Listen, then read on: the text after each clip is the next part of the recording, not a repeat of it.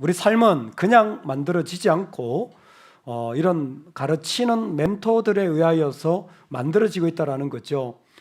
필립 맥거러라는 유명한 심리학자가 있는데 이 사람이 이런 얘기를 했습니다. 한 사람을 들여다볼 때마다 상담을 하거나 이야기를 나눠보면 한 사람의 인생에 영향을 준 사람이 있다는 거예요.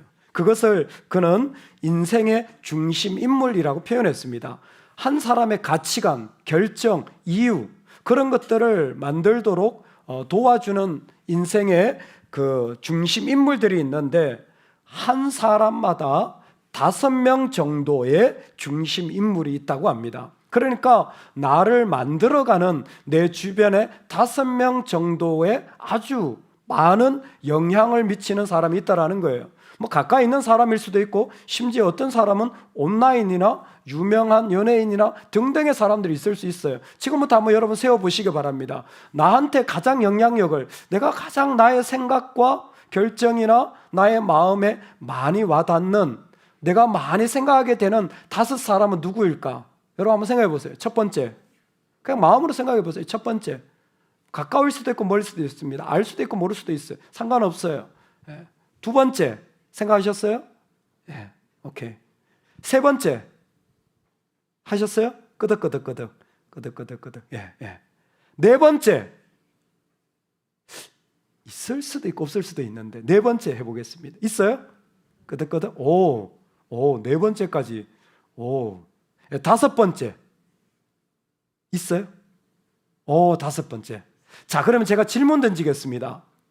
5명 중에 부모님이 들어가 있는 사람 손 들어보세요. 부모님 들어가 있는, 솔직히 손 들어보세요. 부모님이 들어가 있는 사람. 예. 오케이, 손 내려주세요. 자, 5명 중에 목사님이 있다. 예, 손 들지 마세요. 시험 들 것 같아서. 예, 우리 정리 선생님 2손 다 들었어요.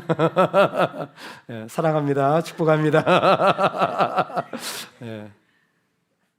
사실은 가장 큰 영향력을 주면서 나와 같이 있는 사람들이 내 인생의 중요 인물일 확률이 높습니다. 여러분, 그런 데 있잖아요.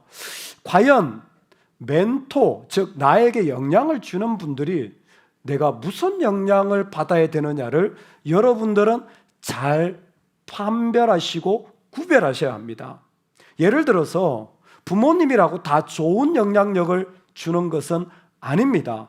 어떻게 보면 상당히 좋지 않은 영향력을 부모님으로부터 받는 경우가 훨씬 많다고 생각할 수 있습니다. 여러분 혹시 할머니가 계신 분 있으세요? 죄송하지만 할머니 살아계시다. 외할머니, 외할아버지 살아계시다. 예, 오케이. 상담을 할 때 있잖아요. 할머니로부터 영향을 받은 사람이 많아요. 할머니로부터.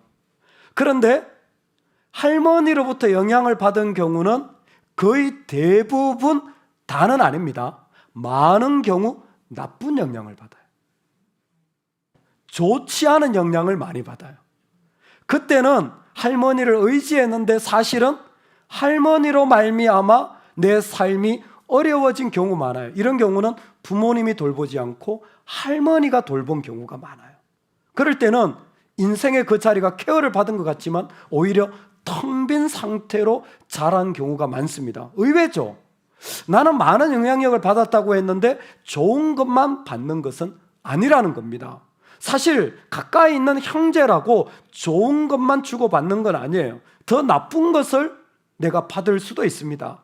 이때에 오늘 말씀은 우리한테 참 지혜롭고, 어떻게 내가 멘토를 만나고 어떻게 멘토와의 관계를 만들어가며 어떻게 그 속에서 내가 좀 더 성숙한 자로 세워가는지를 배우게 되는 중요한 자리가 되어질 것 같습니다. 첫 번째, 바울과 디모데의 관계를 오늘 말씀이 말해줍니다. 여러분, 바울이 결혼해서 낳은 아들이 디모데일까요? 아닐까요? 아니에요? 한결이 어떻게 아니야? 디모데랑 어디 지역 가서 만나서 바울이 믿음의 아들로 선정한 다음에 같이 다닌 거 아니에요? 와, 야, 박수 한번 줍시다. 야, 몰랐던 사람은 한결이를 선생님으로 모시세요. 바울이 결혼해서 낳은 아들이 아니라 전도 1차 전도 여행 중에 만나게 되었습니다. 그런데 사실 이 디모데는 상당히 어렸어요. 어렸음에도 불구하고 오늘 1절에 보면 내 아들아라고 말하는 거예요. 여기에 아들아라는 것은 혈통적인 관계가 아니라는 게 블러드라인이 아닙니다. 이때는 스피리추얼 릴레이션십이에요. 영적인 관계입니다. 그런데 굳이 아들아라고 표현하는 이유가 뭐냐면 바울은 디모데를 향해서 내가 너를 책임지겠다라는 거예요. 어떤 것까지? 너의 법적인 경제적인 환경까지 내가 책임지겠다라는 거예요. 네가 만약에 정말 공부를 해야 되는데 돈이 없다면 내가 대줄게. 내가 대줄게. 만약 네가 뭔가를 해야 되는데 지혜가 필요하다면 내가 감당해 줄게. 심지어 법적으로 후원자가 필요하다면 내가 사인해 줄게. 그래서 내가 대신 책임져 줄 테니까 염려하지 마라는 게 아들아라는 실제 경제적인 법적인 관계를 포함하는 단어를 여기에 사용하고 있는 것입니다. 바울은 지금 디모데라는 한 사람을 대할 때 단순히 그냥 한 명의 청년이 아니라 자기와 깊은 어떤 관계가 맺어지기를 소망하며 편지를 보내고 있는 것입니다. 그렇다면 어떤 관계가 정말 좋은 영향력을 주고받는 관계입니까? 여러분, 좋은 멘토, 좋은 멘티 아시죠? 이끌어주는 사람 멘토, 이끌림을 받는 사람이 멘티입니다. 원래 멘토라는 말은 그리스 로마 신화에 나왔어요. 여러분 다 읽어보셔서 알 겁니다. 그리스 로마 신화에서 자기가 전쟁에 나가는데 자기 아들이 케어해 줄 사람이 없으니까 자기 친구인 멘토에게 부탁을 하게 돼요. 이름이 멘토였어요. 그래서 그 사람이 자기 아들을 가르쳐 주는데 오랜 동안 전쟁에서 돌아오지 못했는데 아들이 커서 그 나라를 왕을 대신해서 다스리는데 아버지보다 더 잘하는 거예요. 아버지보다 더 잘하는 거예요. 왜? 멘토로부터, 아버지의 친구로부터 교육을 받았는데 그 사람 이름이 멘토라. 그때부터 가르쳐주는 사람을 멘토라고 쓰기 시작한 것이 지금도 쓰고 있어요. 그래서 멘토, 여기 따라가는 멘티가 있습니다. 누구든 영향을 받죠. 근데 과연 누구로부터 좋은 영향력을 받을까? 어떤 사람이 좋은 멘토인가 하면 자기 그라운드가 확실한 사람이에요. 자신의 그라운드가 확실한 사람이에요. 그러니까 자기가 어떤 삶을 살지, 자기가 어떤 일을 할지, 자기가 어떤 목적을 가지고 가는지 그게 확실한 사람이 좋은 멘토고, 좋은 멘토를 만나야 좋은 멘티가 세워지는 겁니다. 아니, 그 사람이 확실한 목적, 그 사람의 분명한 좋은 그라운드가 있는지 어떻게 합니까? 두 가지입니다. 첫 번째는 그 사람이 하는 말을 잘 들어보세요. 그 사람이 하는 말을 잘 들어보면 반복해서 하는 말들이 있어요. 그게 그 사람의 중심이에요. 얘기를 듣다 보면 계속해서 뭔가 얘기를 하는데 돈 벌어야 잘 살잖아. 돈 벌어야 잘 살잖아. 돈 벌어야지. 좋은 데 갖고 돈 벌어야. 그건 뭐예요? 그 사람의 중심은 돈인 거예요. 여러분, 부모가 중심이 돈인 경우가 있습니다. 조심해서 들으세요. 반복해서 나오는 말들이 있어요. 그게 그 사람의 중심이에요. 두 번째, 그 사람이 돈을 쓰는 곳을 보면 그 사람의 중심을 알 수 있습니다. 돈 생기면 어디에 쓰는지. 여러분들은 돈 생기면 어디에 쓸래요? 여러분들은 돈 생기면 뭐에 쓸 것 같습니까? 한별아, 10억을 벌써 이렇게 좋아해? 아유, 야, 안 봐도 뻔하다. 야, 벌써 이렇게 좋아해? 아니, 다 때려치우고 이제 다 됐다. 여러분, 돈이 생기면 뭐 할 겁니까? 돈 생기면요, 자기가 소중하게 여기는 것부터 하려고 합니다. 자기가 소중하게, 어떤 사람은 봉사하고, 어떤 사람은 집 사고, 어떤 사람은 차 바꾸고, 어떤 사람은 부인을 바꾸고. 실제로 복권 당첨된 많은 사람들이 이혼을 했습니다. 많은 사람들이 이혼을 했어요. 왜요?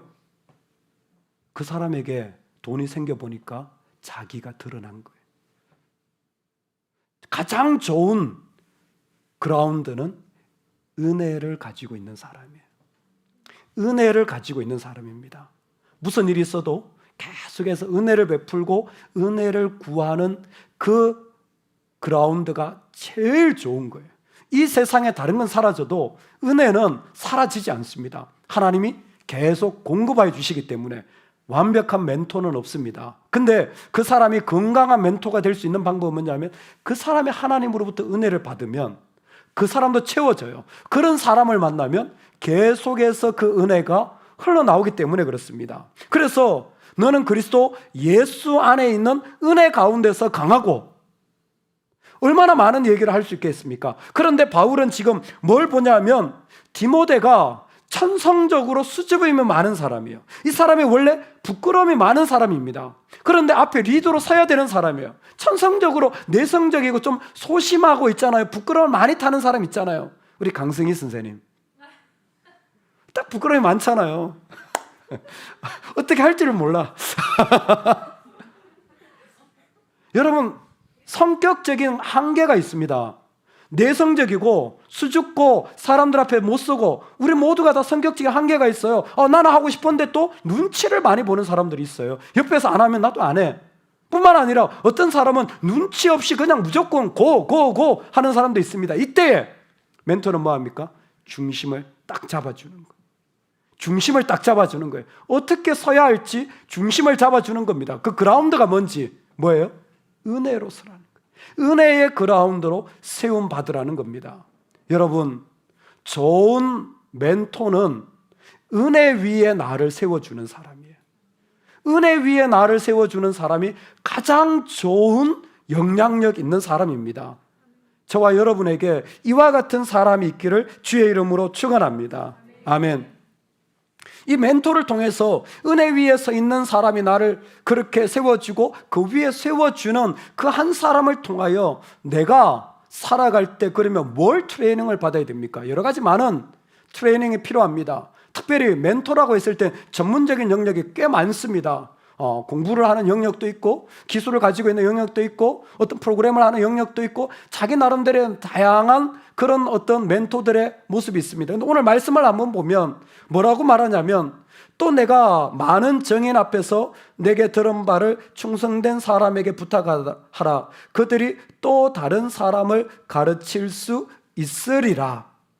아멘. 진리의 계승을 해 나가는 사람이 가장 우리가 서야 할 자리에 세움을 받게 되는 것입니다. 쉽게 말하면 여러분, 내가 뭘 트레이닝을 받아야 되냐면 사라지지 않을 자리에 나를 세워주는, 내가 계속해서 하나님의 말씀 안에 설 수 있도록 나를 세워주는 트레이닝이 가장 중요한 트레이닝 가운데 하나입니다.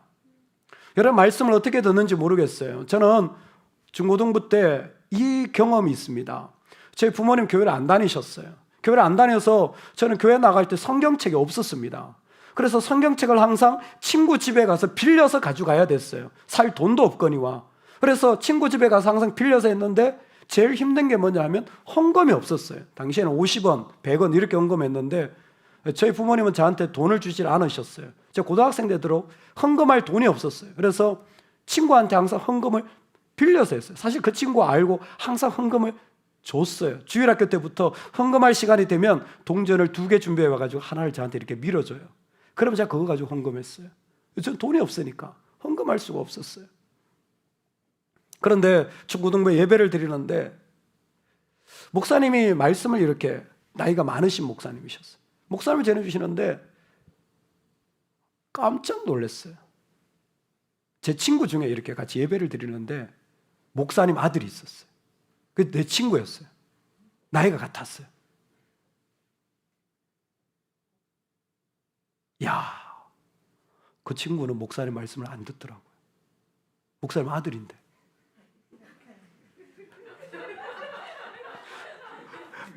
그 친구는 말씀을 안 듣더라.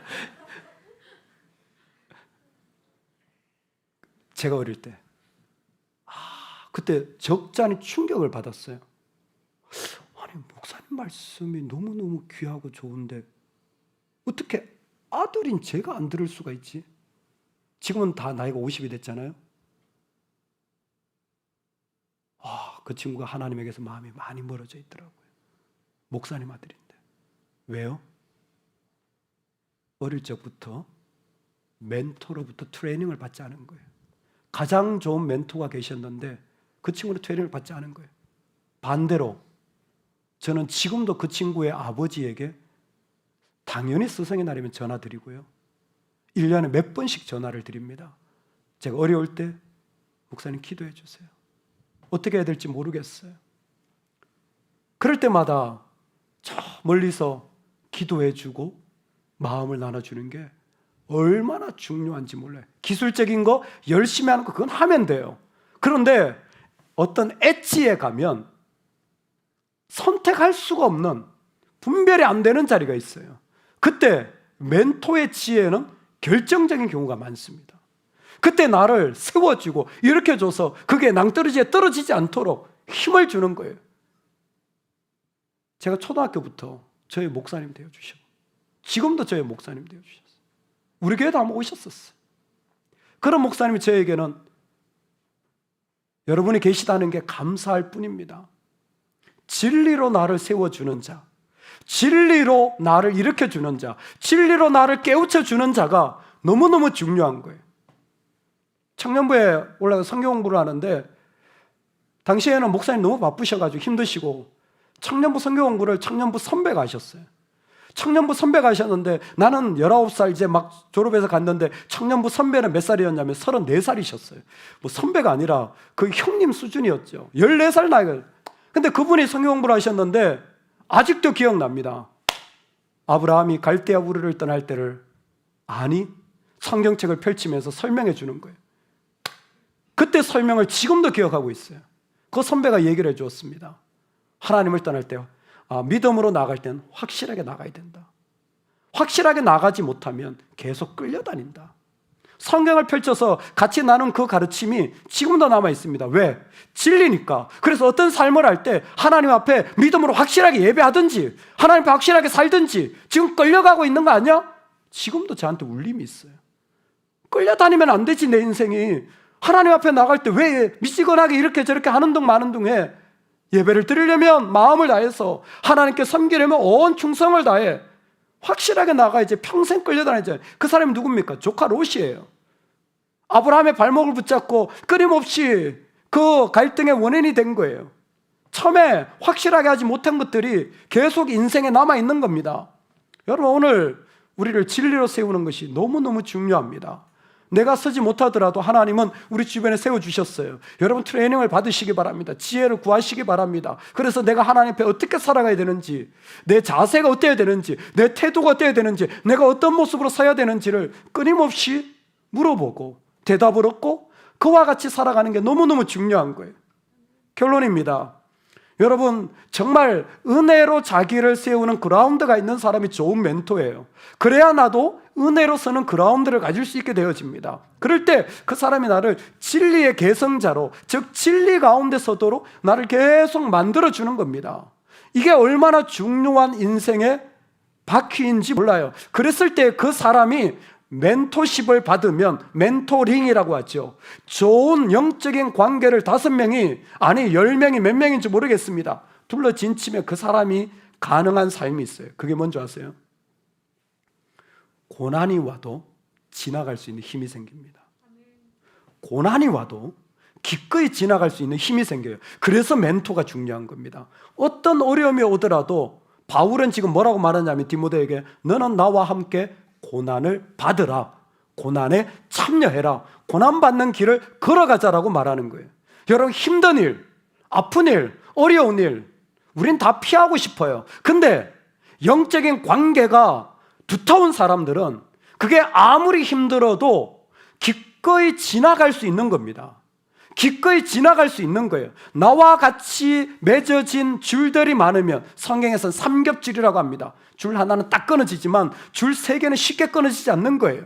그 영적인 줄들이 많으면요 힘든 일이 그 가운데 쏟아부어져도 그 사람은 느끈하게 그 자리를 넘어갈 수 있는 힘이 생기는 것입니다. 아무것도 아닌 것 같지만 그 일들을 통하여 그 사람이 그 가운데 삶의 자리를 살아갈 수 있게 되어지는 거예요. 최근에 인터넷을 통하여 마셜 로젠버그의 글을 대하게 되었습니다. 이 사람 아주 좋은 가르침을 하나 주더라고요. 사람이 대화를 할 때 만약 여러분들이 좀 이해할 수 없는 좀 어려운 아니면 힘든 화가 난 사람을 대한다면 그 사람의 대화를 살펴보라는 거예요. 근데 사람들의 말은 거의 두 가지 종류랍니다. 말을 하는데 여러 가지 말을 하지만 두 가지 종류래요. 하나는 please, 또 하나는 thank you랍니다. 로젠버그의 표현이에요. 하나는 please, 또 하나는 thank you라는 거예요. 그러니까 야, 너는 돈이 남아 돈이? 라고 표현하지만 그 사람을 말을 가만히 해석해 보면 내 말 좀 들어봐. 부탁이야. 돈 좀 아끼면 좋겠어. 라는 의도가 있다라는 것을 파악하는 게 중요하다라는 거예요. 막 심한 말을 하는 것 같지만 사실 어떤 사람은 그 안에 Thank you. 난 네가 좋아. 나한테 관심 있어. 고마워라는 의도를 잘 표현하지 못해서 그렇게 말하는 경우가 많다라는 거예요. 그래가지고 그 한 연구소에서 로젠버그의 표현을 통해서 실제로 많은 직장인들이 가르쳐주는 훈련이 뭐냐면 스트레스를 받는 사람들이 많다는 거예요. 말을 정말 너무 나쁘게 말하는 사람들이 많은 거예요. 말을 심하게 많은 사람. 그럼 어떻게 하냐면 손가락을 3개를 붙이고 2개 가지고 돌려보라는 거예요. 실제로 사무실에서, 실제로 교실에서 선생님이 말하면 2개를 돌려보라는 거예요. 이렇게 안 보이게. 뭐하냐면 저게 플리즈일까 땡큐일까 생각해 보라는 거예요. 근데 저 사람 막 쏟아내는 거예요. 일을 있다고 그래. 야, 네가 눈을 감고 하냐? 머리가 왜 이렇게 썩어서 막 하는데 뭐예요? 말을 돌려보라는 거예요. 감정으로 대하지 말고 해석해 보라는 거예요. 뭐로? 플리즈인가 땡큐인가? 플리즈인가 땡큐인가? 그러면 어지간한 일은 다 해석이 되어진다는 거예요. 아, 나한테 이렇게 하라는 부탁이구나. 아, 고마움의 표시를 지금 저렇게 하고 있구나. 그러면 내 마음이 이미 가라앉아 있다라는 겁니다. 힘든 일 있잖아요. 이 좋은 한마디로 상당히 많은 직장인들이 어려움을 해결하고 있다는 거예요. 부모님이 막 쏟아낼 때 뭐예요? 손가락을 돌려보세요. 우리는 뭐 할 수 있을까요? 기도할 수 있는 거예요. 하나님, 지금 제가 뭐라고 해야 될까요? 하나님, 제가 어떻게 하면 좋을까요? 화살 기도입니다. 수없이 수 없는 관계 속에서 우리는 이 고난과 어려움의 시간들, 마음이 힘들어지지 않고 그것을 느끼니 이겨가 나갈 수 있도록 우리를 도와주는 거예요. 여러분, 좋은 멘토를 기도하시기 바랍니다. 지금부터. 좋은 멘토를 기도하시기 바랍니다. 하나님, 내 인생에 저를 가르쳐 줄 좋은 멘토들을 계속 보내주세요. 계속 세워주세요. 여러분, 여기에 마음이 열려있기를 바랍니다. 얼마나 많은 사람들에게 도움을 받을 수 있는지 몰라요. 얼마나 좋은 분들과 같이 일할 수 있는 기회가 있는지 모릅니다. 오늘 처음 발표하는 것 같아요. 지난번에 청년부 잠깐 나눴는데 지난주에 제가 미국 고든 코넬 신학교에서 한국에 시작하는 박사과정 프로그램 멘토로 세워졌어요. 아무도 박수를 안 치는구나.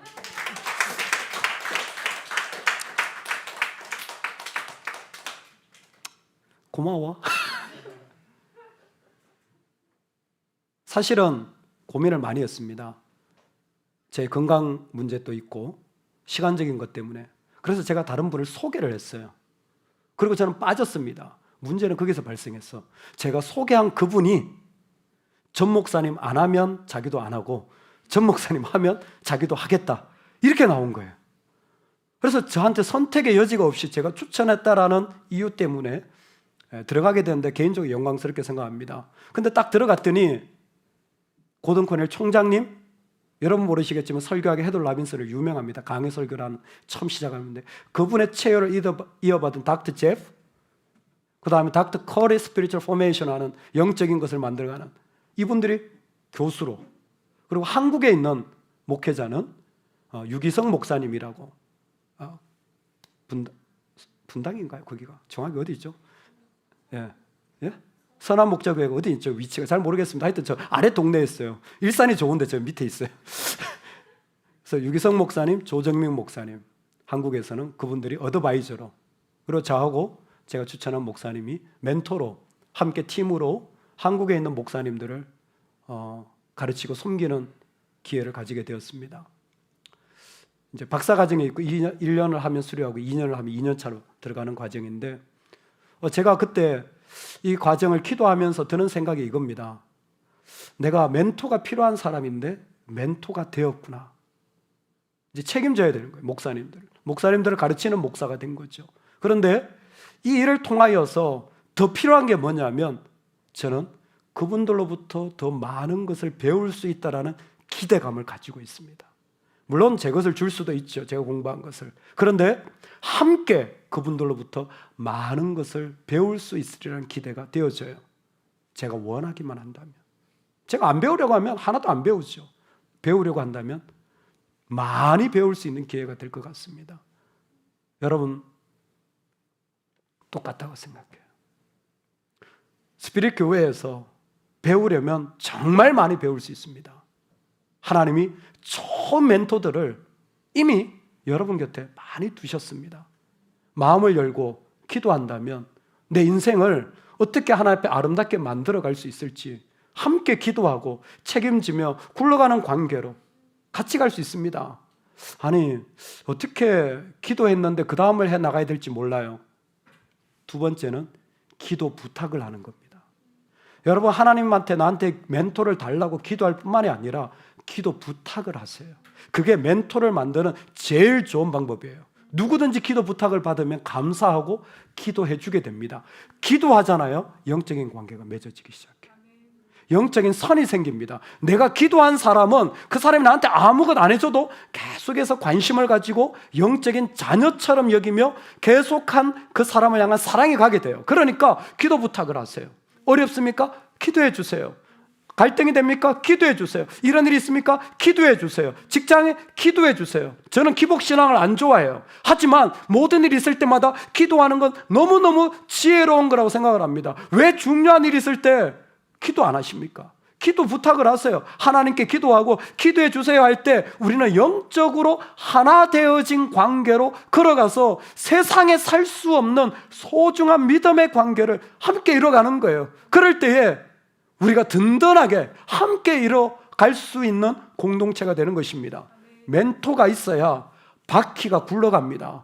혼자 만들어지는 불가능합니다. 하나님이 이 땅에 우리를 통하여 함께 걸어가도록 하셨으니 여러분 함께 어떤 자리라도 걸어갈 수 있는 멘토십의 관계가 이 땅에 풍성하기를 간절히 축원합니다. 아멘, 아멘. 하나님 아버지, 오늘 자신의